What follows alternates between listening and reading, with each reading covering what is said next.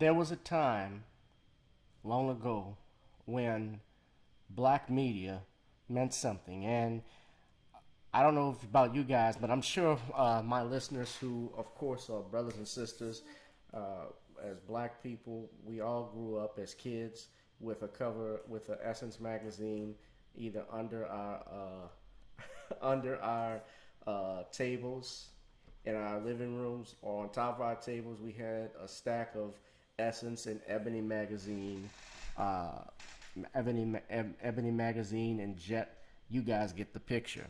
Hello, everyone. Welcome to another edition of Gavin Richard Presents, here only on channel Gboot 2786. Whoever you are, wherever you are, I hope you all are doing blessed and safe. Essence and Ebony magazine, meant something. When John Johnson founded Ebony magazine back in the late 1940s, I believe, he wanted to create, Mr. Johnson, a black, a black media empire, and essentially that is what he did.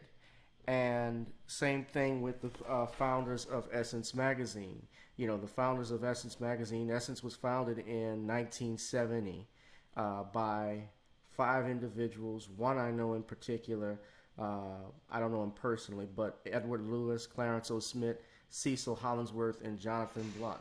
They founded Essence Communications in 1968. And recently, I don't know if you guys knew, of course, Essence and Essence Magazine, at one point was no longer black owned, because in 2005, Mr. Lewis, or 2000 rather, Mr. Lewis structured a deal where Time Incorporated purchased Essence Communications. Time Incorporated actually owned 49% of Essence in 2000, and subsequently Mr. Lewis sold the other 51% to Time Incorporated. And one of the big drawbacks of being a black publisher, one of the drawbacks of owning your own market, unfortunately, one of the things I've noticed is that we always will eventually sell our media and our empire to others, and we will no longer control the images that are portrayed. You see, we complain about BET, but we already know. Some people complain about BET, and others we also complain about how they've degraded black women and how they treat black women. But wait a minute, what are we doing to counter that?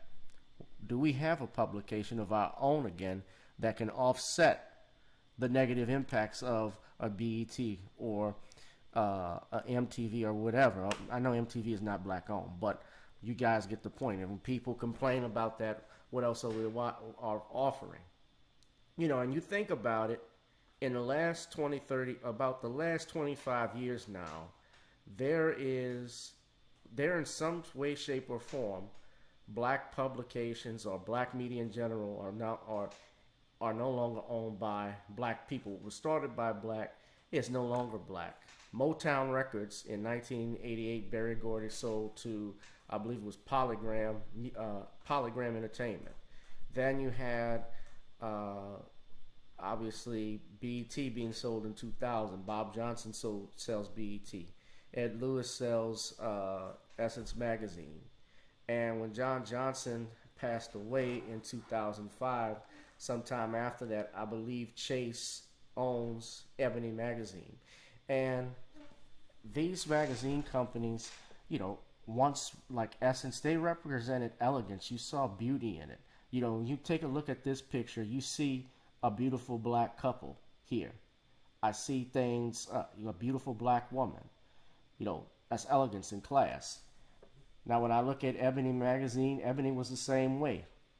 And I'm putting this picture up for a reason, and you guys probably may know where I'm going with this. Well, of course, these are different magazine companies that Bill Cosby, his family, and his TV family have been on back in the various decades, through the 70s and the 80s, and I think even in the early 90s. Bill Cosby was on TV at that time, and he was very popular, especially in the 80s and 90s. And at one point, he actually, if I'm not mistaken, Nicole pointed this out, but he and his wife Camille owned, actually, or in some way, shape, or form, a piece of Essence Magazine.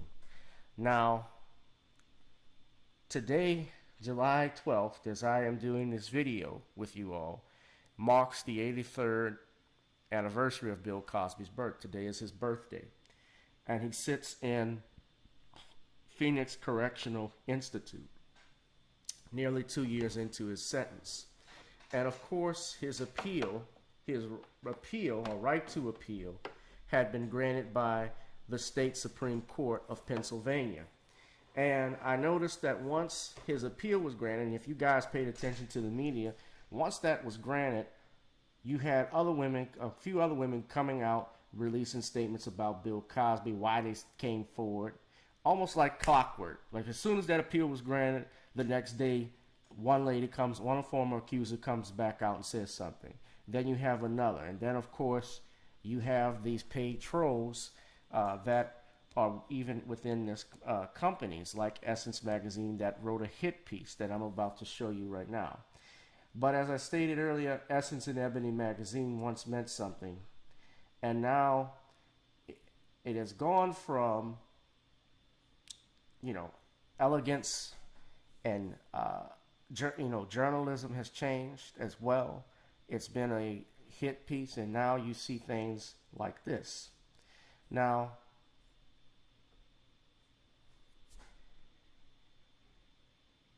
Bill Cosby can't save his legacy. This was written by a man named Michael Arceneaux. And Michael Arceneaux is LGBTQ, from my understanding. He wrote a book entitled something along the lines, I Can't Date Jesus. That's just the abbreviated title. It's a bestseller. It was a collection of 15 essays, if I'm not mistaken.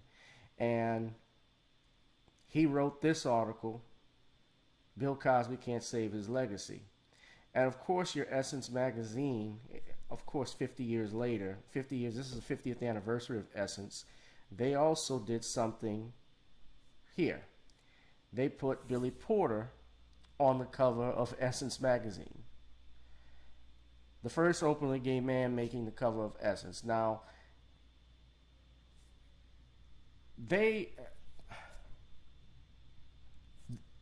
it's not a secret why Billy Porter is being paraded out here in Hollywood, why he's on Sesame Street, a guy that came. I never knew anything about him. I think he had been in a few episodes of one episode of Law and Order was the first time I ever knew of Billy Porter. And I have noticed, and others, all of a sudden he's being promoted and paraded out. He's getting all of these movie deals because that's what they want to show black American men as now. These effeminate, weak, buck-broken men who will not stand up. And Billy Porter, if you remember a few weeks ago, attacked the black community about homophobia when at that time we were dealing with the deaths of George Floyd and Ahmaud Arbery and police brutality.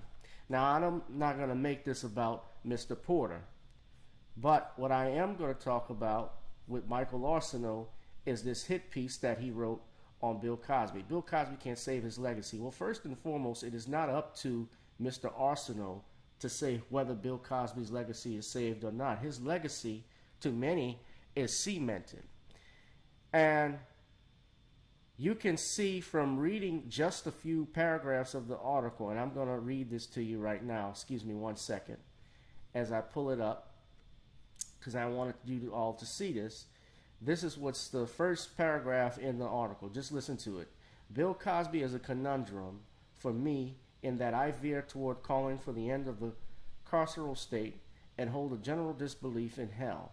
However, if that old fool spent the rest of his life in prison and after that suffered eternal damnation, would I cry? I don't want to answer that, but I bet you'll soon figure out my feelings on this monster. Spoiler. So already within the first, not even the first two sentences, especially when you get resorts to name calling, we already get an idea of where Mr. Arceneaux's mindset is. And oddly enough, as I stated before, Edward Lewis and Bill Cosby, I believe, are close friends. They actually grew up in Philadelphia. Mr. Lewis, I believe, is probably a few years younger than Bill Cosby. And But let me read further. Now, matter how Pudding Pop dies or where he goes or doesn't go thereafter, the man is very concerned with his legacy.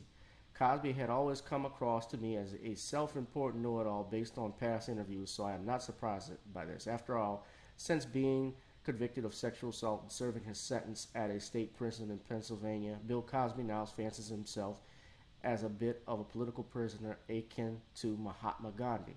Unfortunately, while the Pennsylvania Supreme Court did not necessarily agree to that self-aggrandizing assessment, it has given Cosby and his legal team new cause for celebration. So he doesn't even know why the Pennsylvania Supreme Court granted this appeal. He states their reasons, but as you'll see, I'm not trying to look. As you see and read further, recently, I'm going to read it right here. Recently, the court agreed to review Cosby's 2018 sexual assault conviction. It provides Cosby and his team a forum to persuade the appellate court to overturn the outcome of his case. As the Philadelphia Inquirer reports, Cosby's legal argument is centered on a 2005 deal he struck with a prior district attorney. That district attorney was none other than Bruce Castor, never put in writing, that should have barred Montgomery County District Attorney Kevin Arceneaux from charging him in 2005. It didn't have to be in writing because, as anybody that knows contract law, especially as an attorney, their contracts can be both oral and in writing. There's also something called detrimental reliance that is in contract law. That's an old standard where the obligee or relies on something to his detriment based off an agreement. Then usually the courts will uphold that.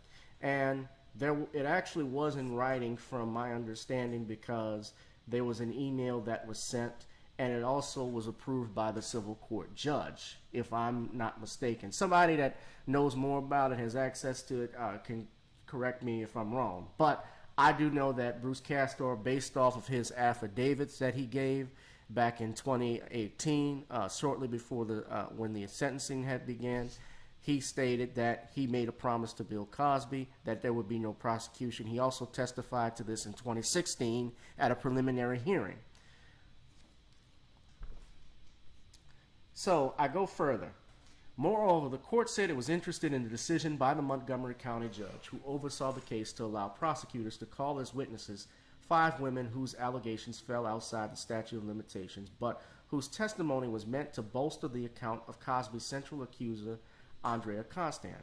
So Cosby could potentially be let go because the same route that provided him this sort of power structure that helped him long evade persecutions for his alleged crimes may have found him one last loophole. Okay, first off, when you say loophole, it is not a loophole to appeal a case. That is something that is guaranteed in every criminal prosecution, from the poor to the rich, no matter whether you're accused of murder in the first degree or you're accused of petty theft.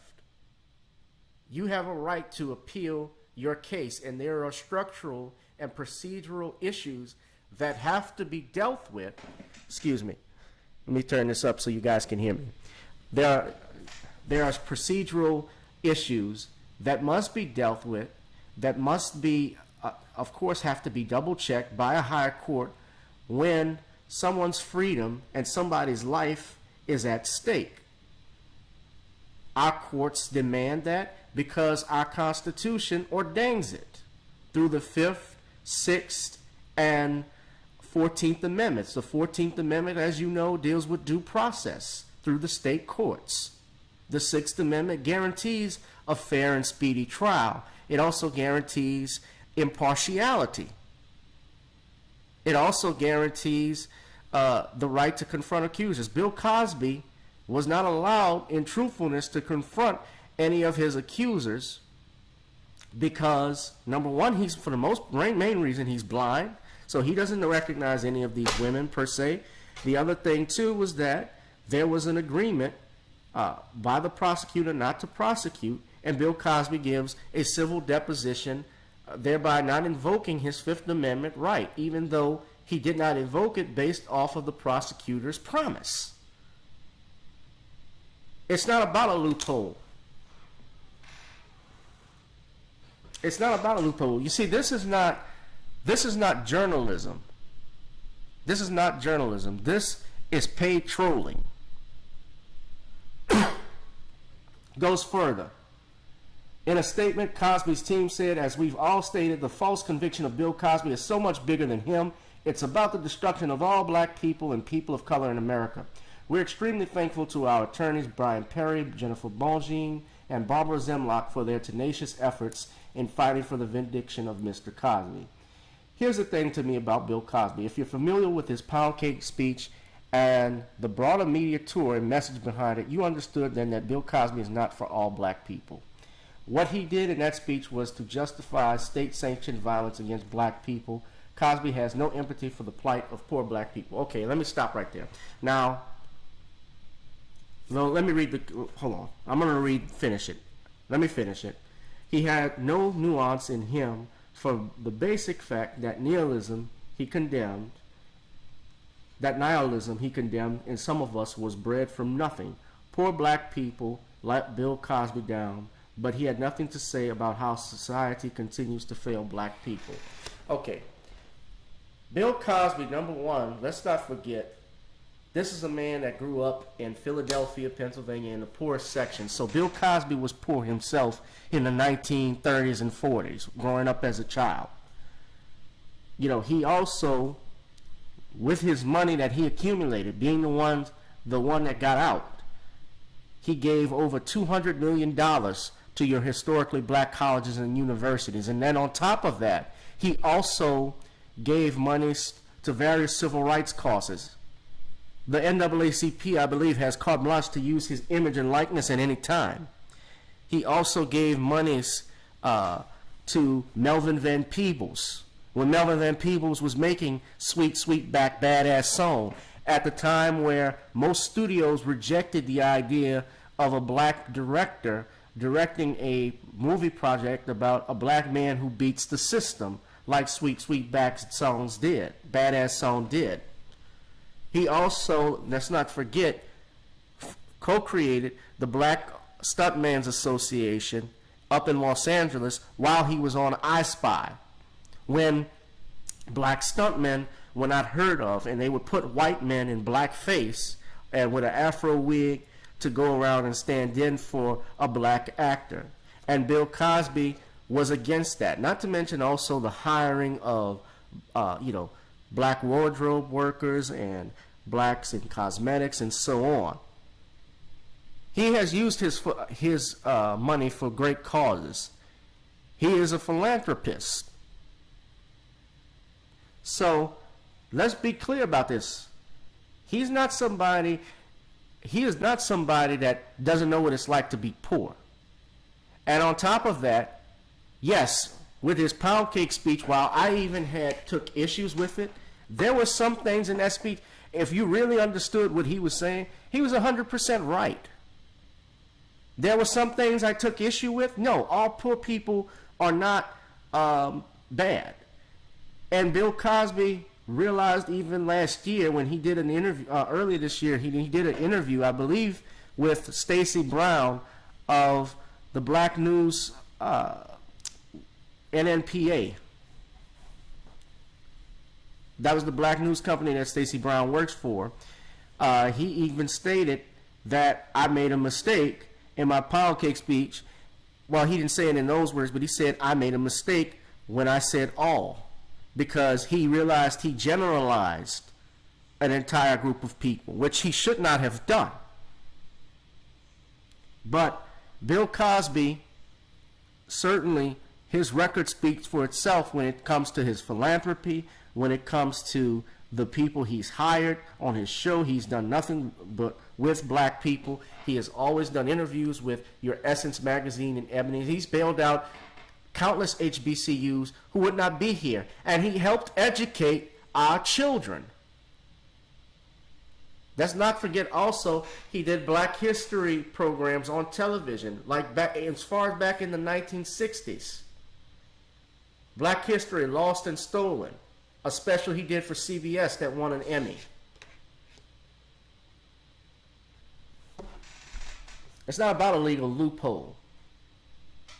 If you guys actually did objective journalism, you would see why myself, Sean James, Nicole's View, Your World, Harvey Superboy, excuse me, Torian Rain, and countless others have been banging the drum on this Cosby case and how flawed it was. You check out my interview with Tom Mesereau that I did back in April. Tom said it was the most prejudiced case, the most biased case he had ever been a part of. I've never had anything like it. That's what he told me. I've never been a part of anything like it.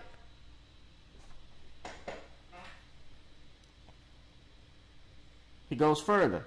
Not long after, it would be reported that in People that Cosby had settled a civil lawsuit involving the sexual assault allegations from Constant. But to me and those who could not look away from the truth about Bill Cosby, he had already been proven to be a letdown.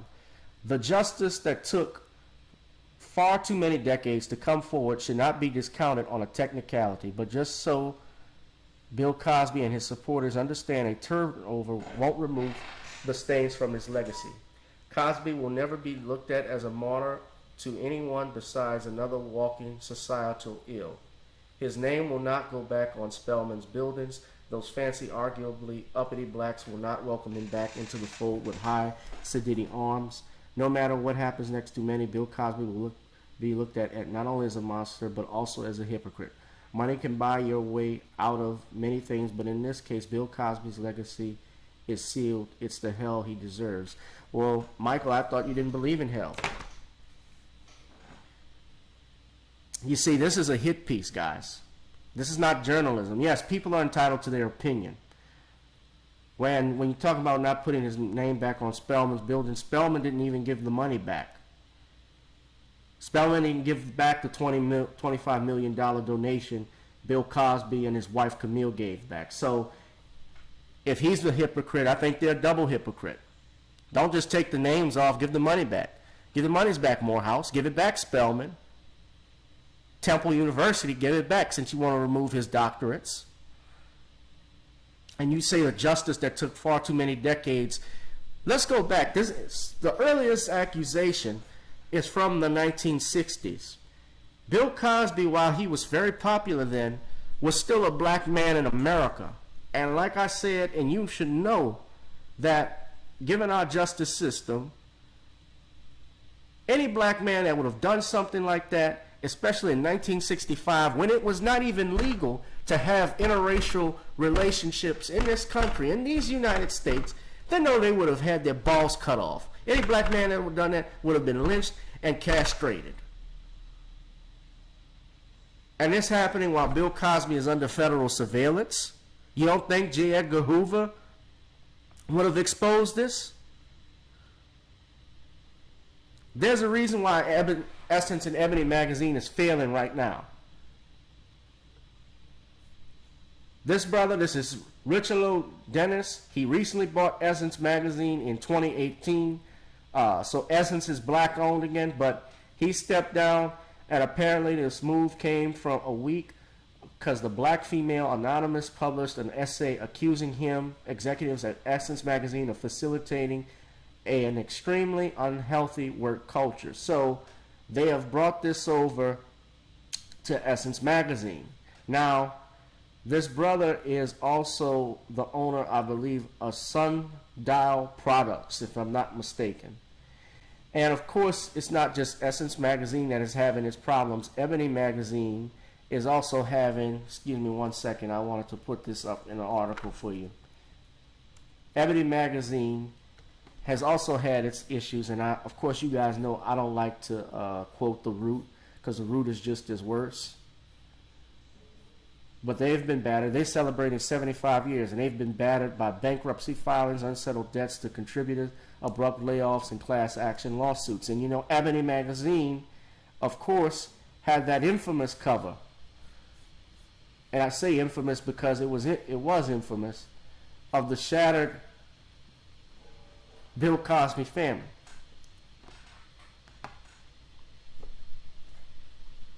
But you see, there's a reason why your Essence magazines and your Ebony magazines are failing and flooded. It's because instead of promoting black excellence, they've settled for smut.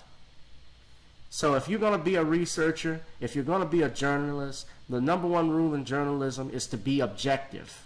And certainly Essence Magazine, Ebony Magazine were never objective. They were just like the rest of the media that put the presumption of guilt in instead of the presumption of innocence. Everyone should have waited until all of the facts and evidence came out. And that is why, ladies and gentlemen, Bill Cosby is going to get this appeal. And I believe strongly that it will be turned over eventually, because for the Supreme Court of Pennsylvania to look at this judgment by this verdict by this jury, who even from my reports was compromised with jurors who were already prejudiced during the voir dire selection by this judge that allowed hearsay, not only hearsay and speculative testimony, but he allowed witnesses to actually have outbursts at the court hearing. This wasn't just about a loophole. This was not a loophole. This was a failure of justice. This was a failure of the criminal justice system, because when it has Me Too lynch mobs that are running it and assholes who don't know their butt from a hole in the ground, you're going to get verdicts like this continuously when people are caught up in their feelings. So as a journalist, you know, I shouldn't know when I read the newspaper what the first thing you're going to talk about when I see your name. That's why CNN is in the shape that it's in. Everybody knows what CNN is going to talk about. Everybody knows what Fox News is going to talk about. Journalism needs to be unbiased. When you look at news, the very word of the word news is what? New, meaning something fresh. That's what new means. It's an adjective. It describes something. It's the opposite of old.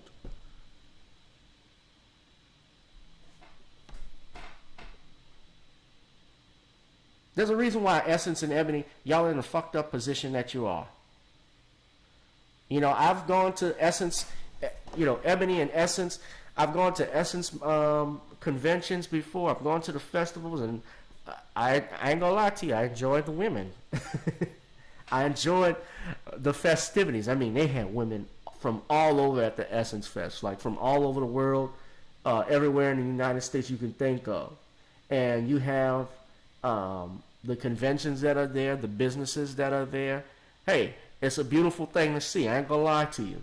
But, you know, as far as me going to the concerts, you know, Essence concerts, if they ever have them anymore, they have to do it televised, virtual, excuse me, rather, because of the whole COVID-19 pandemic.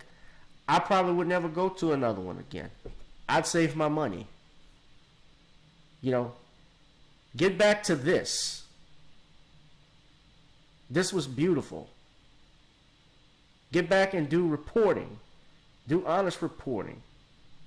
Stop pushing agendas and start representing what the very title of your publishing company is. Essence. Black media has failed the last 25 years. It started back then. It started failing us now. It's failing us now, and that is why we don't control any of the major black publications and major black media, and either on television and on radio. All of that has dissipated now.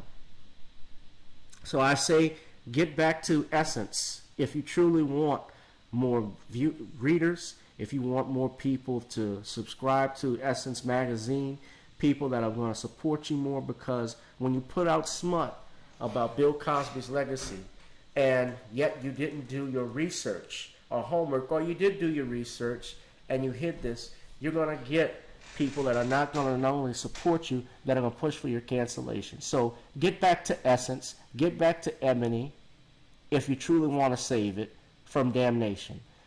Guys, that's it for me. Please subscribe to the channel, GBoo2786. Also, I ask that you donate to the channel at Gavin Richard Esquire. That's the Cash App. Hit it up, please. Also, Google Pay at gavin.grich1@gmail.com. Subscribe to the Patreon. All links will be in this video description, guys. That is it. Thank you. Enjoy your Sunday. I'm out. Peace. And by the way, happy birthday, Dr. Cosby.